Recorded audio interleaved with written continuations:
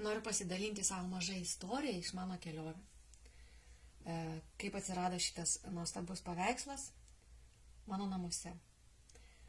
Praėjusiais metais leidomasi piligriminę kelionę Portugalijoje.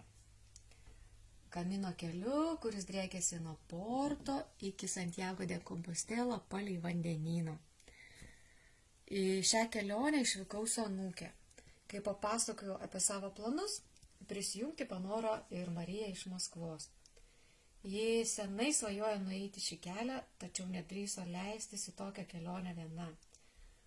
Tad kelionę pradėjome trise. Marija yra menininkė, miesto žmogus. Tai buvo jos pirmas žygis su kuprine. Kelionės metu ji darė daug eskizų, piešė gamtos vaizdų, mažus miestus, akimirkas iš mūsų dienų.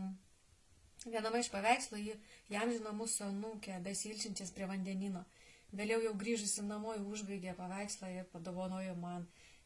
Taip šis kūrinys atkeliavo į mano namus, primindamas apie nuostabų laiką kartu. Netrukus vėl išvykstu, šį kartą į Pietų Ispaniją. Marija vėl planuoja prisijungti ir aš nuoširdžiai kviečiu prisijungti ir jūs. Jokio ypatingo pasiruošimo nereikia. Svarbiausia nusipirkti lėktuvo bilietą, susikrauti kuprinę, apsiauti patogius batus ir būti pasiruošusiam naujam įvykiai ir nuotykiai. Kartu keliausime pešiomis per saulėtą Ispaniją, kvėpuosime gryną orą, atrasime nepažintus kraštus, pažinsime kultūrą ir vienas kitą.